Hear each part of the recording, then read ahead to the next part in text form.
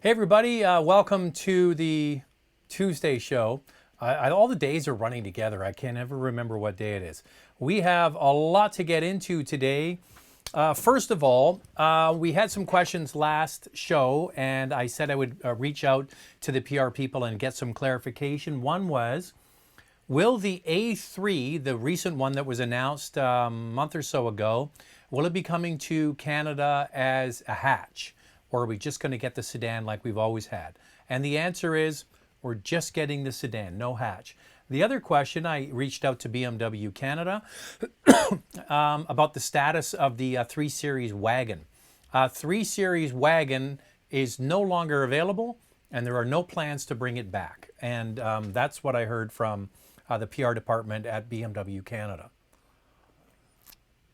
which means that there are fewer and fewer station wagons available. The good news is, well, currently anyway, Mercedes has the C-Class, Volvo has the V60, and so on. So there you go. Excuse me. All right. Now we have some pictures to get to. First of all, we have Derek in Sarnia. There goes the old Q5. The Q5 is going, replaced by an A4 all-road. So they've had over 60,000 kilometers and no problems with that. They've enjoyed it, but now they're going to try the all-road. Then we have James Dumas, who with his dog, Bo Duke. Beautiful dog. Beautiful British Columbia scenery. The one on the left looks like it's out of a movie or something. And then we have a video question. Now this is a big day. First of all, we've got an in-depth video question, which I like, and also our first female video question. And let's watch it. This is Erica in Toronto, and asking a question about a change in her work and also change for her for driving. So check it out. Hi, Zach. Video question coming to you from Toronto, Canada. My name is Erica. I'm a new subscriber to your channel. I've been watching for about a month.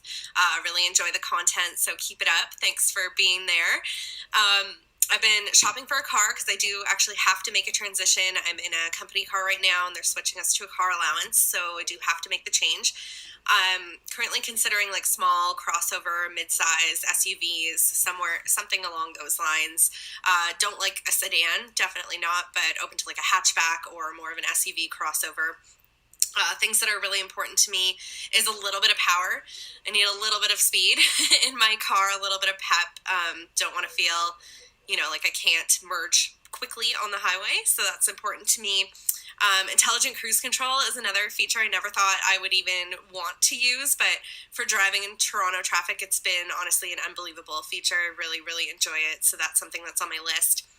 And then another thing that is kind of important to me is to have like a nice integrated video into the dash. I saw the Mazda CX-5, but I really just don't like how the screen kind of sits on top of the dash like that, or like a little iPad kind of look. Just bothers me for whatever reason. So not really considering any cars that have that, although that might be a silly reason to not consider a car. So I wanted to really get your opinion and see what you think. My front runner is the 2020 Rogue Platinum SL. I actually drove that car back in 2018 and really liked it. So that's what I'm looking at right now. It's around 37, I think, MSRP right now, and there are some good programs and incentives on it, so pretty happy with the lease rate I could get. But wondering if you have anything else that you think I should really consider in that price range or a little bit lower that would check all my boxes.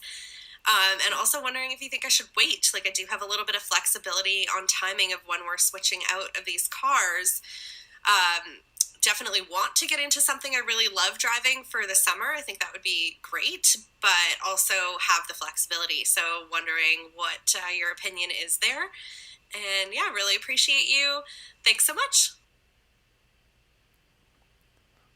Okay, great. First of all, that I have a female participant here in the live chat, which is great. It's usually mostly guys here, and it's always interesting to see different perspectives of what people are looking for in vehicles. So Erica, I did some thinking about, now I have a lot of ideas for you, and I've narrowed it down to a couple of vehicles, And I don't want to discount the Rogue for you because I think the Rogue is not a bad choice.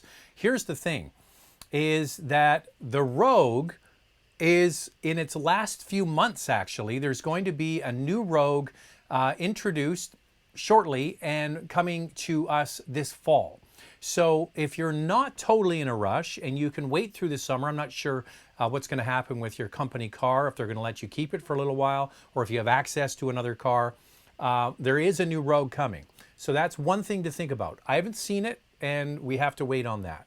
Now, I started thinking about an option for you. If you like the Rogue, and I'm not sure what's your family situation, if you have kids or if you're single or whatever, the Qashqai is less expensive and has that integrated screen in the dashboard, but not particularly powerful at 149 horsepower.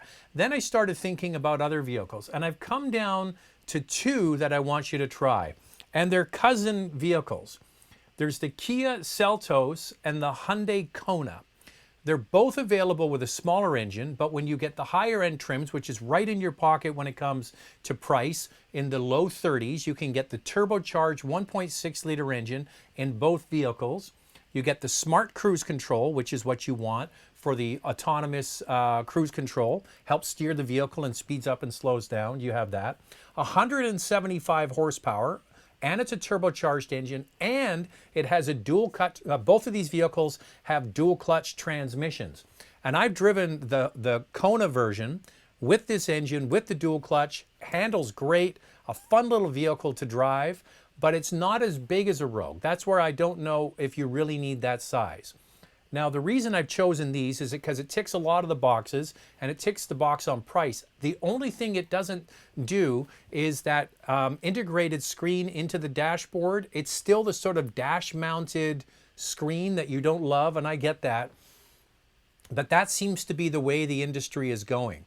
So please, Erica, check those two vehicles out. Once again, it's the Hyundai Kona SX Turbo, so that's the top model, gets you the better engine, gets you the dual clutch transmission, gets you 175 horsepower, and gets you that fancy cruise control. And over on Kia, they have a brand new model called the Seltos that's just been introduced, and that's their top trims as well. So best of luck to you, and let me know how you make out on those and if they're the right size for you. Okay, now we are getting into the live chat here. Let me see where we're at.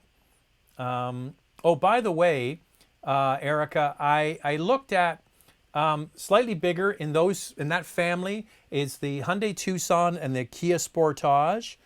They do have the integrated screen into the dashboard and would tick a lot of the same boxes. However, they don't have that advanced cruise control that you like so much. All right. Okay. Oh, by the way, you want to get a question through, send it to zack@motormouth.ca, zack@motormouth.ca, or zack@motormouth.ca. Okay, Delta Echo Echo is here. Hi, Zach. At least I got first dibs. What do you think about investing in hydrogen technology stocks in the future of car and truck transport? I think it's still very, very early days before we start to see mass adoption of hydrogen fuel cell vehicles. That would be a really long play. I don't think there's any rush to get into hydrogen stocks for future technology when it comes to mass transportation. I mean, we're at the first step of a 100-meter dash when it comes to hydrogen. Still a long way to go on that. Oh, anything else I wanted to get before we get to the questions? Don't forget Car Cost Canada. By the way, Erica, looking for the SUV, please sign up at Car Cost Canada using the promo code MOTORMOUTH, and you get a chance to search for those vehicles I talked about, the Hyundai Kona, the Kia Seltos, and maybe the Qashqai, to see which one had the best incentives. And the reason why you're seeing such great deals on that Rogue, and there's nothing wrong with it, but there is a new one coming, is the fact that there's a new one coming, so they're going to put lots of incentives in play. Hey, Zach, how come people complain about Japanese cars being behind in technology and proceed to buy German base model? Well, I think it's true that the Germans will come out with a lot of new technology, be damned, you know, and they let it sort itself out in the marketplace. A lot of advanced technology went into German cars. I don't know. I think that why would somebody complain about Japanese cars being behind in technology than buy a German base model? Well, I think a lot of Japanese car brands are conservative when they put the new technology in. So oftentimes they're just not as advanced or quick to add new technology. Richie Rich, hi Zach. Why do car manufacturers not around the horsepower to the nearest 100? I hate seeing 396. Why not squeeze the extra 4 from the engine and make it 400? Well, I think a lot of it comes down to it's the calibration of the engine for a lot of different things, and a lot of it is fuel economy. So they might have a fuel economy target that they're trying to hit, and they need to calibrate the engine for that. And another thing is the way that the engines are tuned for different marketplaces, depending on the fuel that you get. So that's part of the reason. And the thing is that they might have a target as a round figure in metric, but when you break it down into imperial brake horsepower, it changes. That could be another reason. By the way, come on in. By the way, oh hey Jack, that's now our shtick. Thanks, brother. You want to say hi? Put your head in there and say hi. There's Jack. There you go. All right, are you old enough to handle that beer? Sure. Yeah. Jack is 17, and he knows where the fridge is. That's good. Attaboy, Jack. Rona time. Once again, if you want to do a super chat, if you want to get your question answered, Erica figured it out. You get a video question in, you get your question answered first. And if you want to get a super chat, hit the $ bar at the bottom where you type in a small amount to the channel and also get your question answered. See if I missed any here. No, I don't miss any. Didn't miss any yet. So cheers, everybody. The subscriber sip. If you're watching this live, you're probably a subscriber. If you're watching it after the fact, please subscribe, hit the notification, and you'll get the updates on when these are going live. That is cold. I love it. Car Geek, hey Zach. What would you recommend as an alternative to a Lexus GS while also looking at reliability, cost of ownership as factors, if one were to keep the vehicle beyond the warranty? If you're, I don't know, what's wrong with the Lexus GS? That's a lot of car for the money. What else would you consider off the top of my head? If you're looking for reliability as #1 factor, well, Lexus is going to be right near the very top. You might want to look at maybe Genesis G80 might be something that you could look for if you're looking for a large sedan like that. Hey Zach, what's your favorite car museum? Well, it's the Porsche Museum, of course, in Stuttgart. It's exactly in the I'm not sure if it's a town of Zuffenhausen on the edge of Stuttgart. Would definitely be the one I love the most because I'm a Porsche fan. Raj says, thoughts on the last generation Cadillac Spec V and the upcoming Blackwing. Looks amazing, sounds amazing. I'm surprised they don't have a huge fan following. I'm a big fan of Cadillac. It's interesting. There's something on my leg. This is why I'm a big fan of Cadillac. And it's interesting because we just picked up the Cadillac XT6. So that's the larger SUV that they just came out with this year. And I drove it home, and then Andrea drove it today. I picked it up yesterday. She drove it today, and I said, "How do you like the Cadillac?" She goes, "I love it." She even said it might be my favorite utility in that space, and that really says a lot. I mean, she's fussy because it's all about handling for her. So I think that I do like Cadillac, and I think that these high performance models are going to be exciting. The reality is they don't sell a lot of them. These are halo cars, what they call halo cars, to get people excited about the brand. And I was picking up the car yesterday. I was at the dealer. I was looking at some of the Cadillacs. I'm a big fan of Cadillac. I love their design because their cars look like nothing else on the road. I mean, a lot of cars look homogeneous, and that's not the case with Cadillac. And I think their interiors are nicely done. They're not maybe as fancy as the new Aviator, but it looks pretty good. Ryan C. says, what's a good fun to drive alternative to an Outback XT? Have an 18 now. Looks like I like the car, but time to replace it. Love the channel. Keep up the good work. That's from Ryan C.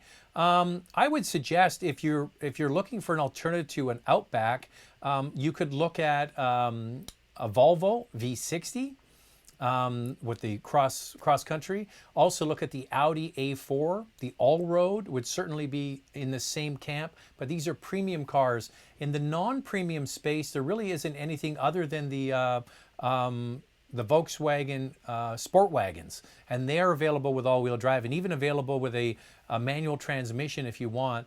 And you can still get those. Dealers still have some before they're gone.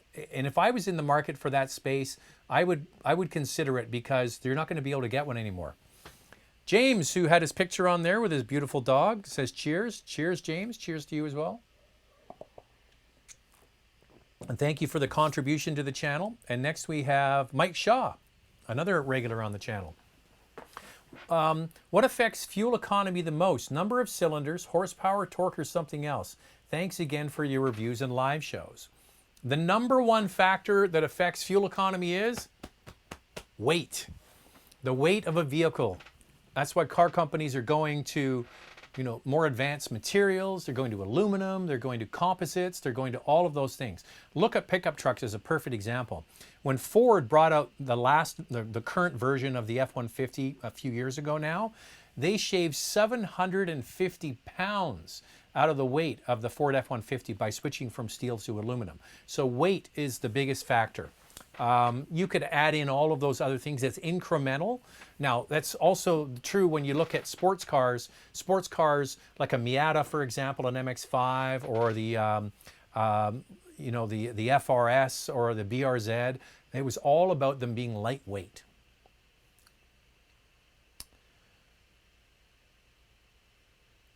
Hey, Zach, what other features are you looking for in Son's car? Is adaptive cruise control or smart key access important? So we are in the next 6 months going to be looking for a car, because we have our Cayenne that we drive for work and personally, and I don't want my kids driving that car because it's just too expensive to fix, too expensive to insure, and we plan on keeping that car for a long time. So we are going to get another car that we can all drive in the family. So it'll be a sort of a second car for Andrea to drive, and it'll also be what the kids learn to drive on. And we're looking at the number one thing in the province of British Columbia, because we have new insurance regulations. Vehicles that are equipped with forward collision warning and autonomous braking, they get a big break on insurance.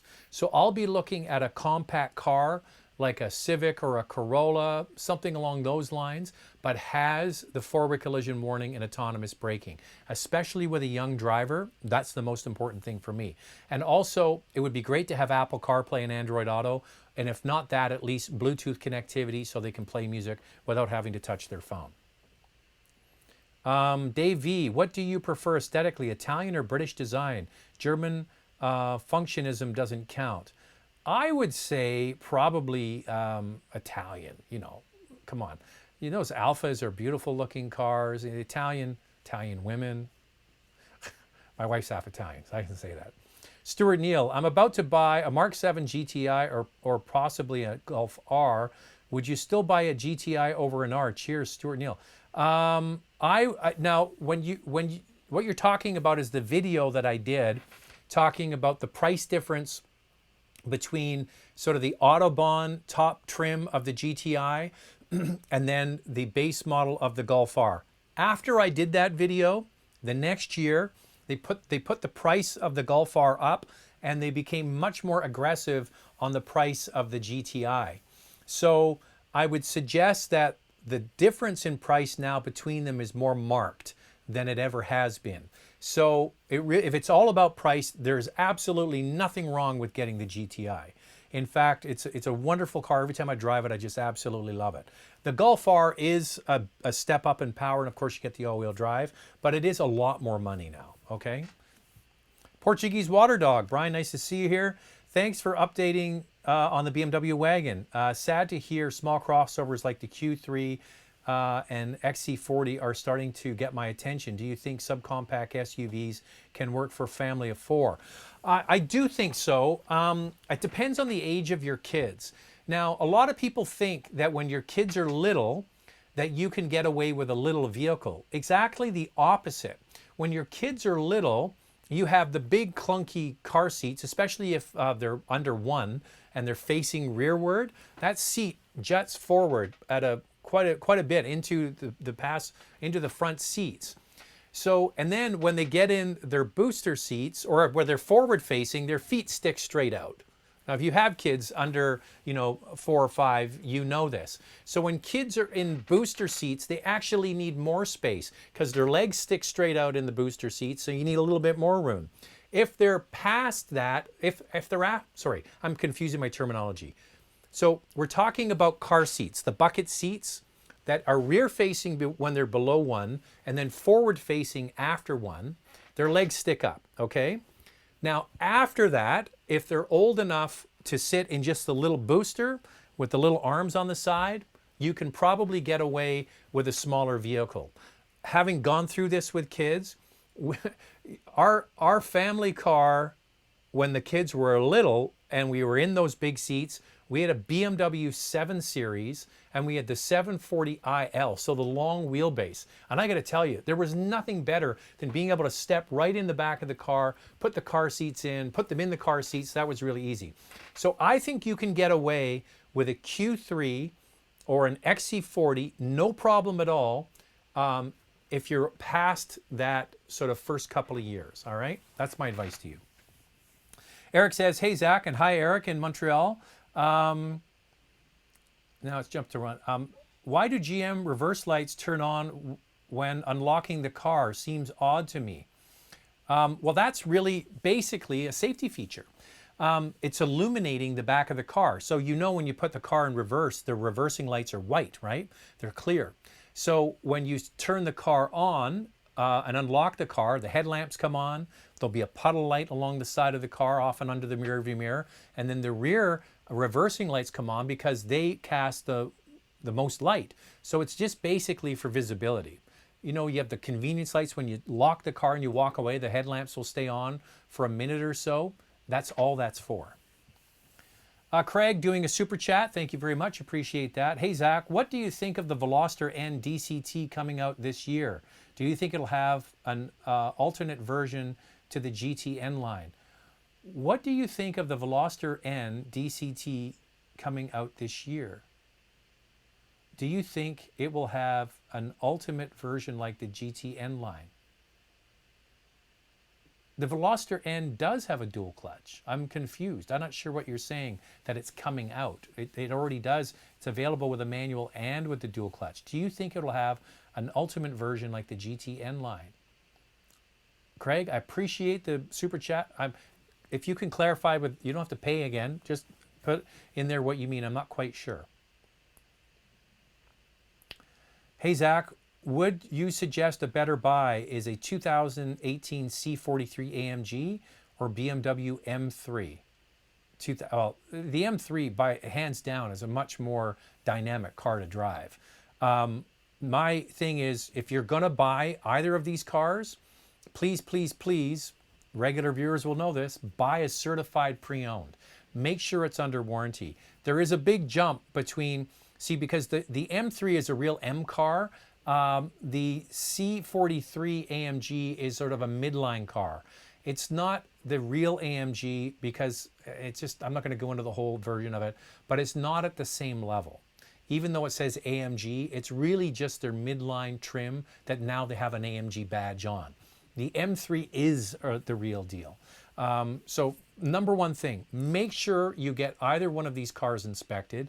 Make sure it's by somebody that knows BMWs, probably another BMW dealer.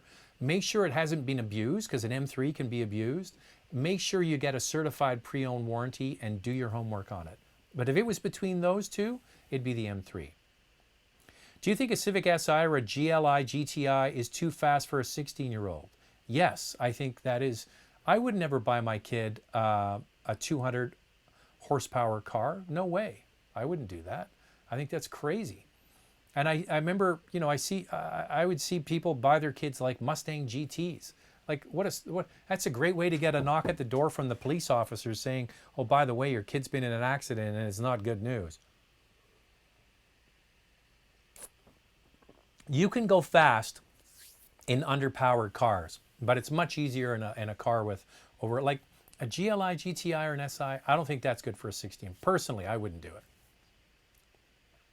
Quarantine player, is there any good car deals coming June? Do you think Toyota, Honda, Subaru will go 0% financing? My crystal ball is that I think that, yeah, we're going to see much lower interest rates. Will Toyota go down to zero? I'm not sure. Nobody really knows. We're only days away from us getting the June incentives, which is why you need to go to Car Cost Canada and sign up. Use the promo code MOTORMOUTH, and then you get more searches. So you say you're looking at a RAV4, for example. You could go in on June the 3rd or 4th and then look and see what kind of deals there are. They'll give you what the dealer paid for the car, any interest rates, any kind of discounts, any special offers, any extra money on the hood. Money right now is basically at zero for big borrowers, right? Not zero, but very close. They're going to be that's the way they're going to be able to get people to buy cars again, is to make it very attractive for them to buy the car, lease the car. And if not 0%, then we're going to see very close to 0%, 1%, 1.9%. Bosco says Honda's offering 0.99% right now on most models. So that's 1% interest. It could certainly go down from there. And what are they going to do to get people to buy? We're going to have to wait and see. Oh, by the way, I emailed the PR rep from Honda Canada or Acura about the new TLX. They're going to be showing on the 28th, which is 2 days away.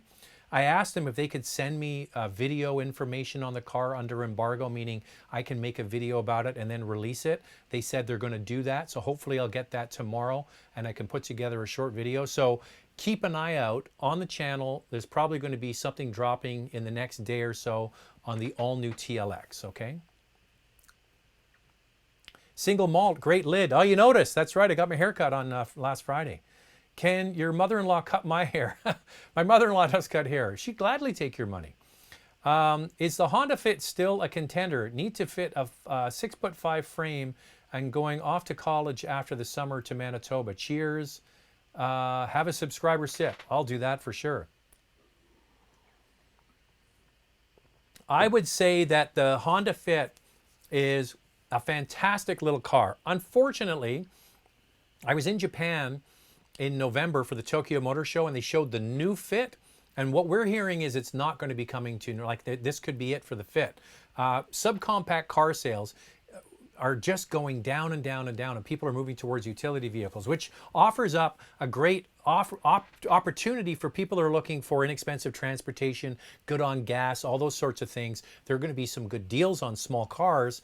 I would say that the Honda Fit is my favorite in that category, especially if you drive a manual transmission. It's actually a fun little car to drive, and it has an amazing amount of space on the inside. So if you're 6'5", the only way to find out if you fit is to go and sit in one. I suspect you would fit.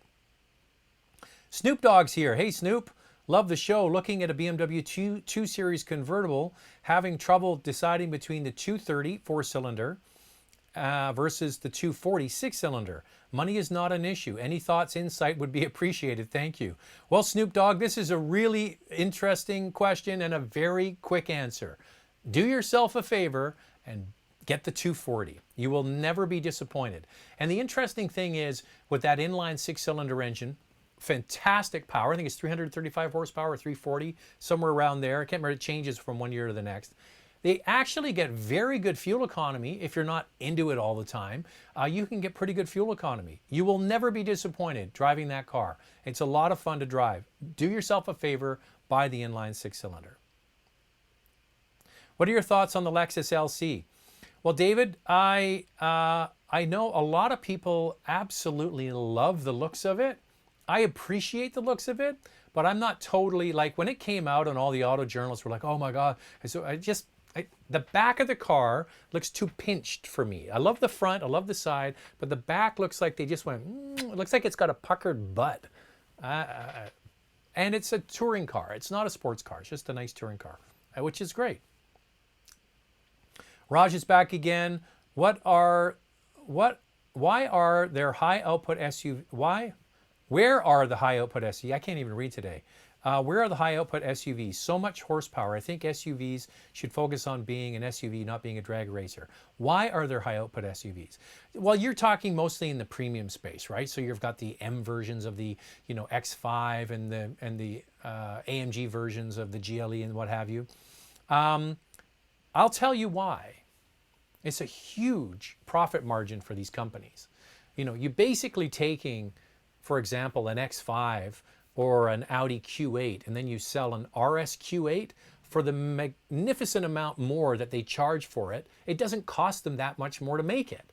Like, you're already making an engine for it. It's an incremental cost to make a bigger engine for it. You're upgrading things like brakes and suspension, those sorts of things. But the amount that they charge for it, it's just purely a profit center for these guys. And there are people that will line up and pay $150,000, $160,000, $180,000 for an SUV. And the car companies are like, sure, we'll take your money. That's all it's about. It's all about money. People will spend it and they'll sell it to you. Thoughts on the BMW PHEV? Can 3 Series give tough time to test the Model 3? Well, the problem is there's no awareness of this car. I think they need to do a much better job of letting people know that there is an actual plug-in hybrid version of the 3 Series that isn't even that much money. Here's the interesting thing about the latest 3 Series. They really sharpened their pencil on the sort of entry-level models to get a very aggressive price. And when you start shopping for the new 3 Series plug-in and you start looking at what else is in the market for the money, it's a really good deal, which is what they're trying to do. Now, BMW and Mercedes-Benz with upcoming models, they really believe that the plug-in hybrid is the way to go. And you're starting to see that being adopted a lot in Germany, for example. But the thing is, in North America, there seems to be a trend towards it's got to be full electric, it's got to be Tesla or nothing. But I truly believe, and I've said it many times and I'll repeat it again and again, I don't think for the vast majority of people, a pure battery electric vehicle is the best use of our limited resources. And for most people, if you could get them to reduce their consumption by 30-40%, that would have a much better impact on the environment than having just a few people driving battery electric vehicles. So I like the idea. I just don't think they've done a good job marketing it at all. My neighbor has a Kona and it looks good. Small SUV. How about the Lexus NX? NX is great. NX is basically the Toyota CHR, but available with the all-wheel drive hybrid system that we don't get in the Toyota. Flat 6 rules. I agree with you. Hello, Zach. Given the Porsche files have largely rejected the 4-cylinder 718 models, will we see them drop in value faster now that the GTS, GT4 have the 4-liter 6-cylinder? I think that time will tell. I would think so. I would think that, but the thing is, there's such a big price jump, right, to get into those flat 6. And you look at what the cost of the previous generation, like you go 2013 to 2016 Cayman or Boxster, and look at what the GTS models and the high performance models cost with the higher horsepower engines, they're still astronomical. So yeah, it's a different buyer. There's a lot of people that are buying those Boxsters and Caymans that are just getting in to the Porsche world. Most people can't go and buy the GTS with the 4-liter. That's a specialty market. That's an alternative to buying a 911. I would think in the long run it probably will have an impact on the price. Eric's back again. I want to get a new GTI in red, but my dad keeps telling me it's a cop magnet. Is this a myth or really true? Don't want a ticket. No, it's a bit of a myth. I mean, that's been going around for years, but I really don't believe that it's true. I'm looking at my dashboard again. What the hell is with Google and their live dashboard? It says again today, I've only got 24 viewers. I know there's more than you out there, more of you out there. Yeah, that is a total myth, that whole thing about a red car. I've lost my spot here.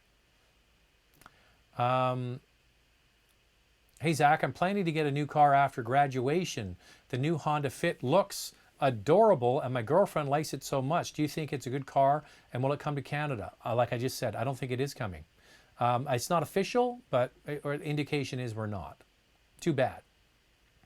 Since you have recently reviewed the new Titan and Sierra, and you own a Tacoma, how is daily driving a full-size truck compared to a mid-size in the city? I got to tell you, I mean, I get to drive everything, big, small, you name it. It doesn't matter. I mean, you get used to anything. Driving a full-size truck in the city, for me, I have zero issues with it.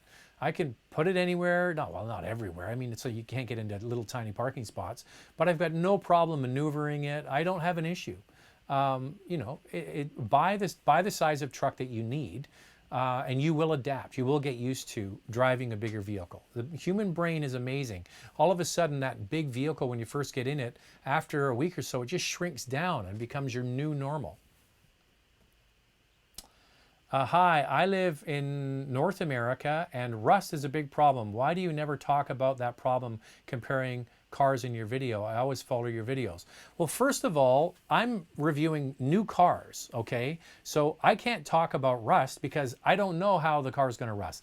Perfect example is we just put out a video on the new Sentra, okay? This is a brand new from the wheels up vehicle. It's just come out. And people are saying, well, why don't you talk about the reliability? The Sentra is a piece of crap. Well, how do we know that? It just came out. So how do I know what vehicles are going to rust? It's a brand new vehicle. I for the most part, test drive brand new cars. So, and I don't live in a part of North America where we even use much salt, if any. So I'm not the expert on rust. You want to follow somebody in Eastern US or Canada that lives with rust. That's what I would say. What is your favorite US city? This is a good question. There's a lot of really nice cities that I've visited. I like Austin, Texas. I like Nashville.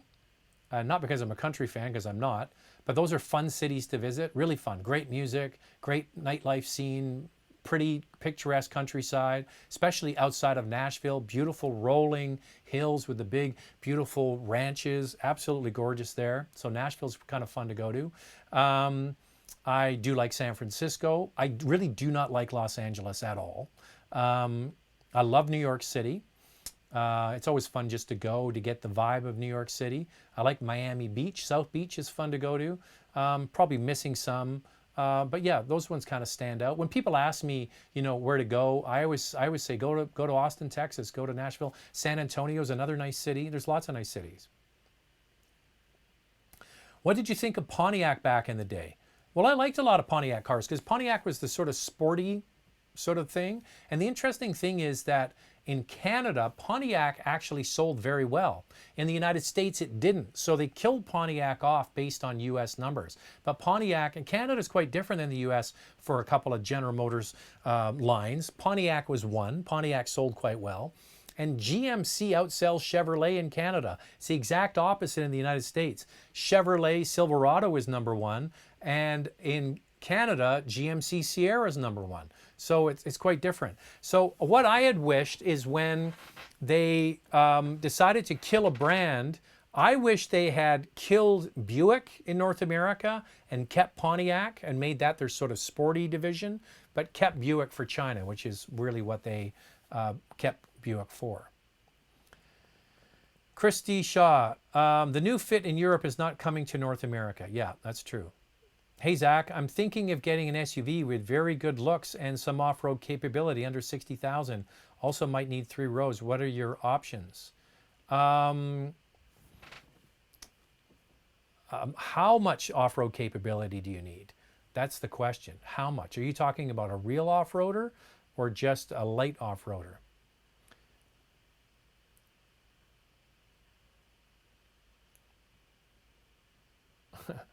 What's the difference between a Porcupine and a Porsche? The Porcupine has the pricks on the outside. Ah ha ha ha ha ha ha. Did you catch VW is planning on selling their electric lineup using the Tesla model? No through dealers, only using them as an agent. Sure, the dealers will be thrilled to hear this. Well, that's what's happening with Genesis here in Canada. It's not the same in the United States. Genesis in Canada does a direct-to-retail pricing. You go online and you order the car through the internet, and then you take basically delivery of the car. It's fulfilled kind of at a dealer. Yeah, I think that's the model they're going to all try to do eventually. They have to keep the dealers happy. But dealers are still a very important place to take your car, especially for service. I mean, not having a dealership, that's one of the problems with Tesla. I had a guy contact me and he says, I had a Tesla, but I was sick and tired of always waiting to get its service. And some of the parts, if you have to, body damage can take a long time. So that connection with the dealer is always going to be there.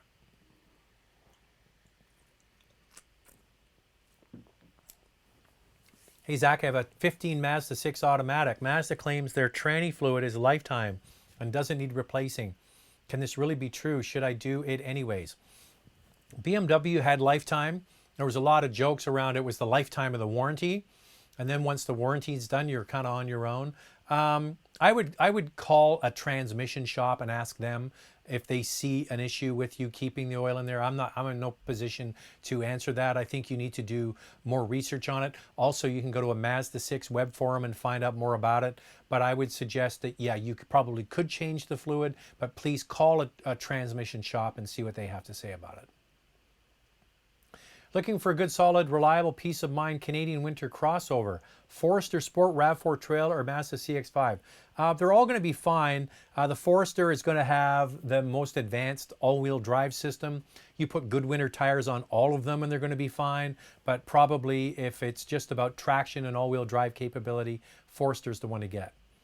Timothy says, hey, Zach, thoughts on the Acura CDX coming to North America? I'm not sure. I don't really know about that one. I mean, what is the CDX? I'm going to go and look that up right now. Acura CDX. Oh, I know. Yeah, I saw this.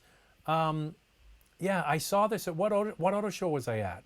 I'm trying to remember. I was at one of the auto shows and I saw it. Yeah, nice looking car. I do remember now. Maybe it could have been, it probably was in Japan. Yeah, nice looking car. Hopefully they'll bring it. There seems to be no end of appetite for utilities. Alan Merchandise, agree with the domestics. What's a quiet, soft suspension domestic? Buick Enclave, Lincoln Aviator, Cadillac XT6, something that's like a cushion rolling over in the corners. No kidding. I want it soft. If you want it soft, you want to get the Aviator with the air suspension. Way too soft for me. I don't like that at all. The floaty boaty sort of thing. But you put the Lincoln Aviator air suspension. Now you have to pay extra to get the air suspension. You put it in its softest setting. It's got that classic traditional soft ride. That's what you want. Hey, Zach, will V8s be phased out in the Mustang, Camaro, etc. in the next couple of years? I hope not. Who knows? Who knows? I mean, I predicted that would happen years ago, but it hasn't happened. So I don't know.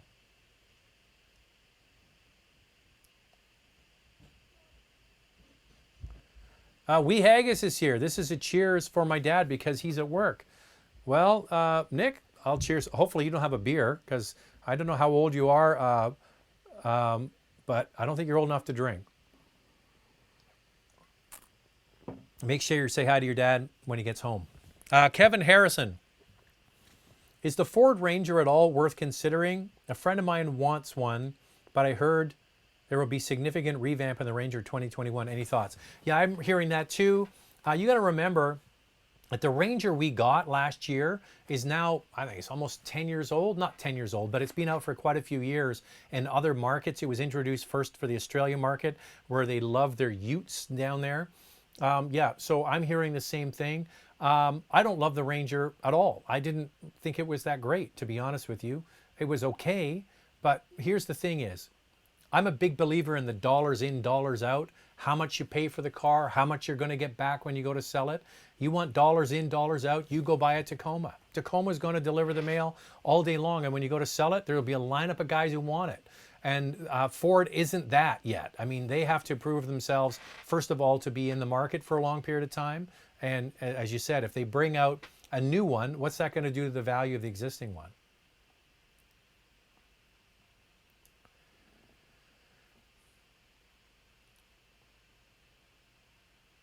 Hey, Zach, I want to know your opinion on station wagons. I love station wagons. I had a 5 Series BMW station wagon. When we bought this house, I got a funny story about that. So we had you can look this up, Nick. It was what's called a BMW E34 5 Series Touring.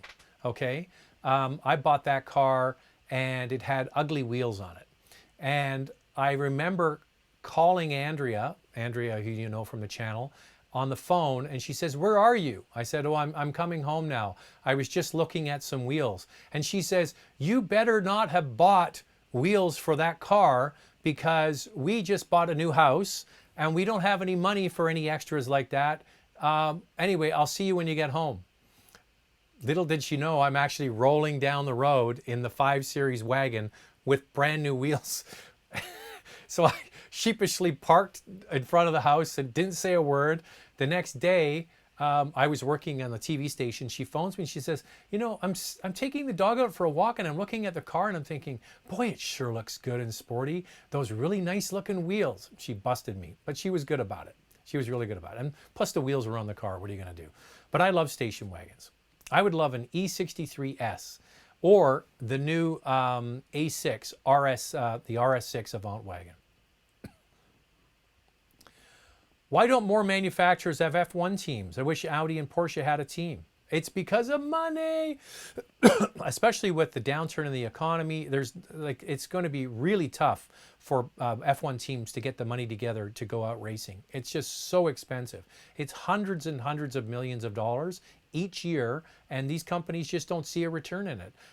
The audience for racing is going down, and it's not just for F1, it's for all racing. Hyundai, okay, this is Craig getting back. He did the question earlier about the Veloster N. Hyundai announced this year the Veloster N will come with a wet dual clutch 8-speed. The Veloster N was only offered with manual until April. I'm trying to remember that because I went on the launch. They said there was going to be a dual clutch, so maybe it was delayed because yeah, all the cars we drove on the launch were manuals. Yeah, I think that's great that it has a dual clutch.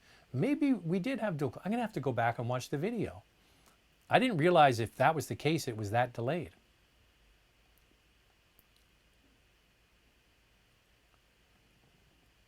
I live in Fort McMurray. I haven't seen a rusty car in a long time. You got to have the snow melt in order for the rust to come in.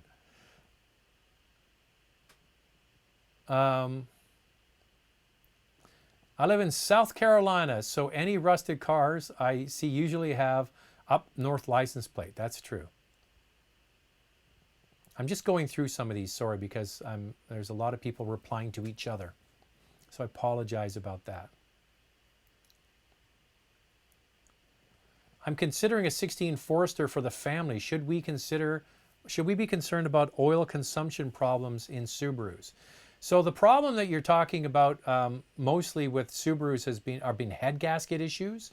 What I would suggest is if you're looking at a 16 Forester, probably a good idea to go on to web forums. There's a web forum for every car out there. So just type in Subaru web forum, go to the Forester page, and you can ask the question or do a search and see what other people have to say about it.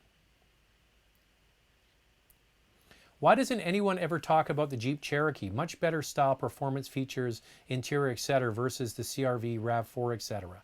I think it comes down to, for a lot of people, it's question about reliability and also about resale value. But you're absolutely right. I think the Cherokee is one of those vehicles that's passed over.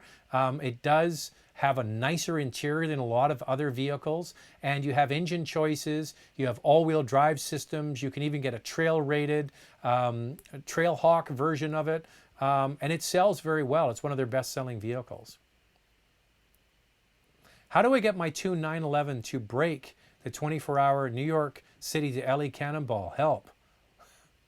I don't know, get a newer, faster 911. Do you think a refreshed Lincoln Navigator is coming for 2021, or should I wait and see for 2022? Model refresh or buy? It was last updated in 2018 as a brand new model. I think it came out.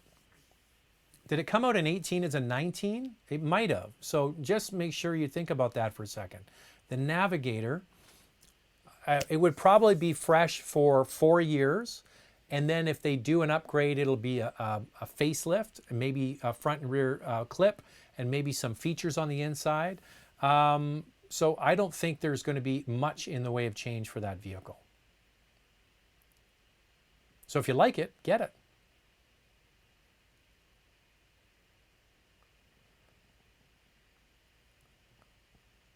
I'm just going through once again these because people are talking to each other.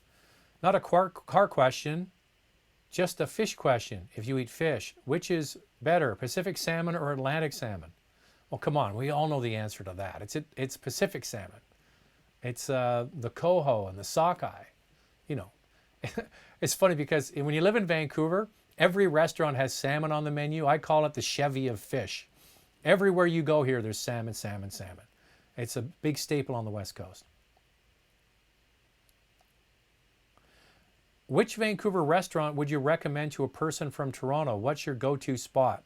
Well, Raj, I'm not the perfect guy to ask this because until COVID hit, I traveled nonstop. Like I was gone about 100 days a year traveling all around North America and all around the world. So when I would come home, I didn't want to go to a restaurant because I was eating in hotels, on airplanes, eating out all the time. So when I came home, I loved home cooked food.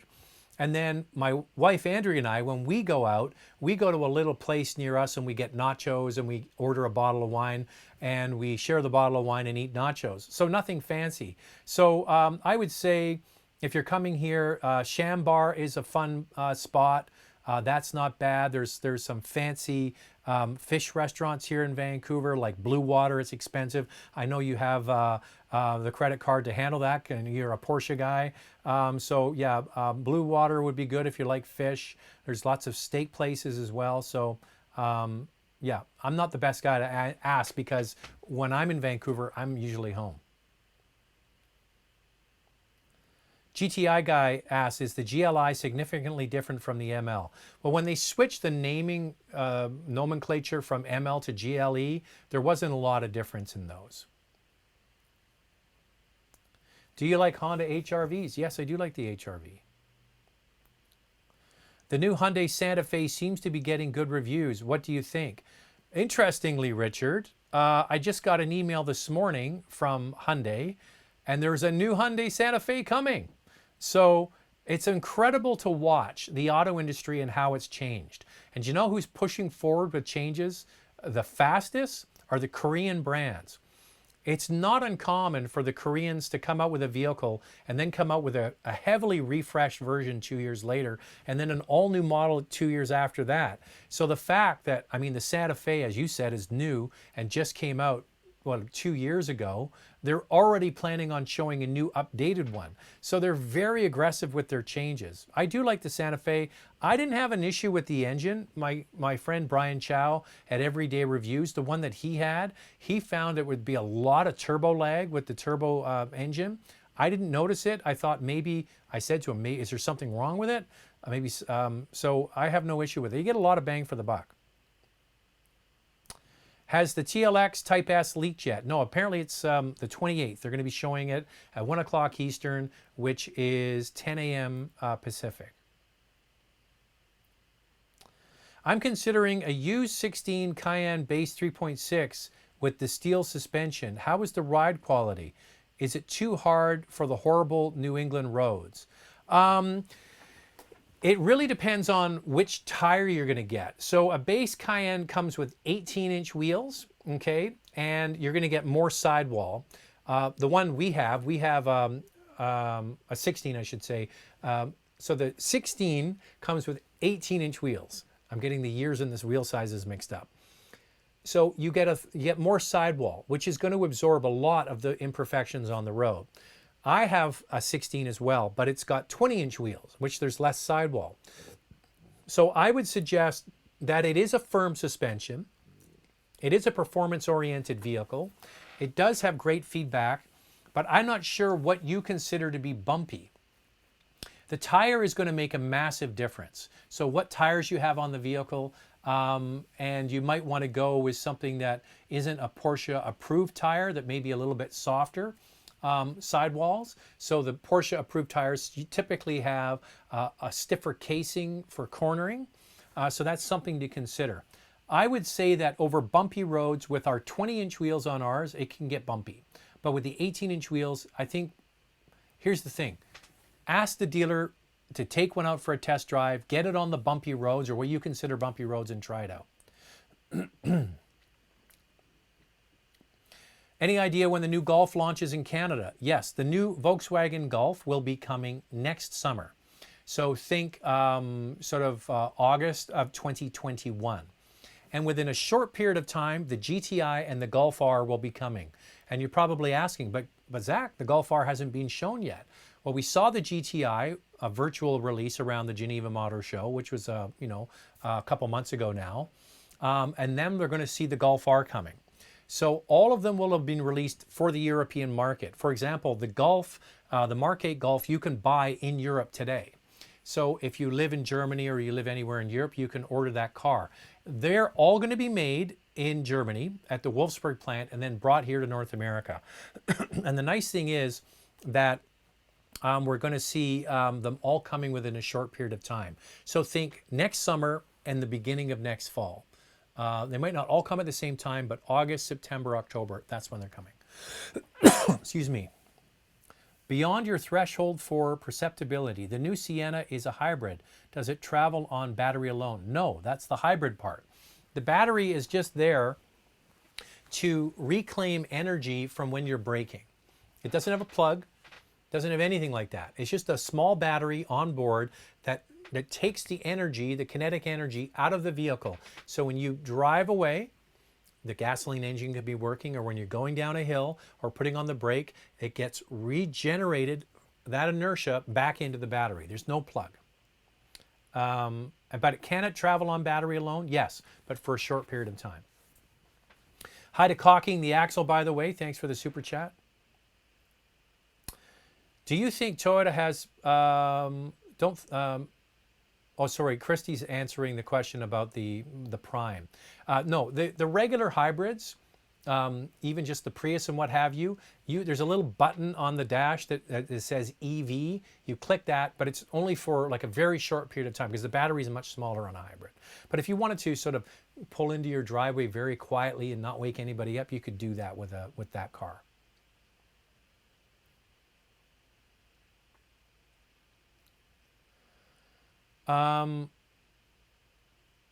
Do you think Toyota could be hurting themselves by producing only hybrid for the 2021 Sienna?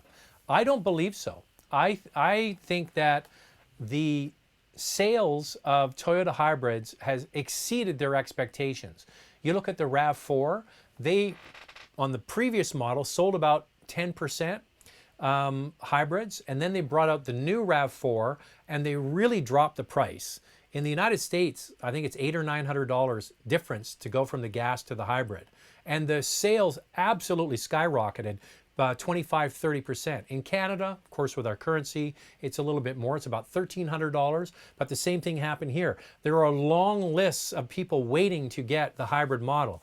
Toyota is obviously moving towards more electrification in their full lineup of vehicles, and doing a full hybrid version of a Sienna is, I think, a great idea, because people don't buy minivans for power. They're buying them for functionality, family use, and now you can get one with good fuel efficiency. I think it's going to sell like crazy.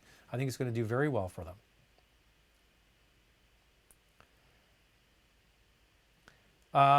Can you recommend for a family of 2 adults, a 7-year-old and a 4-year-old, as a second car, because we have a 2009 Santa Fe GLS here in Toronto? You know, why, if you're just looking for a second car and your kids are 7 and 4, so they're now in booster seats, and probably the 7-year-olds maybe even out of a booster seat at this age, I would say it's pretty simple. Buy a Honda Civic, a Toyota Corolla, Hyundai Elantra, something like that. There's lots of really good compact cars out there just now that have pretty big back seats, and it would be fine as a second family vehicle. That's what I would do. Okay, I am just up against the clock because it's 6 o'clock and it's time for dinner here. And I think you missed a super chat. Someone's saying I missed a super chat. Caulking the axle, I think, is the one I missed. Oh, here's one from John. Hey, Zach, I have a BMW 440 Grand Coupe, and I find it not fun to drive.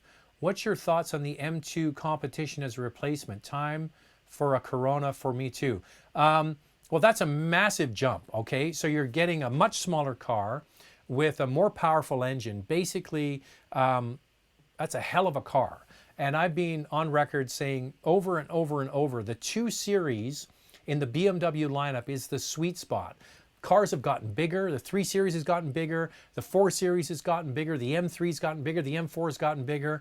And now they bring in the 2 Series. But with all of the goodies you get in those bigger models, it's a hell of a car. And you will notice a big difference, because someone asked a question earlier, what is the biggest thing to improve fuel economy and performance is weight. So having a smaller car with the big engine is going to do a great job. So yeah, you are going to notice a big difference. And thanks to everybody that got their questions in. If I didn't read yours, I do read all the questions. And if you want to get your pictures through, Zach@motormouth.ca is my email, ZACK@motormouth.ca.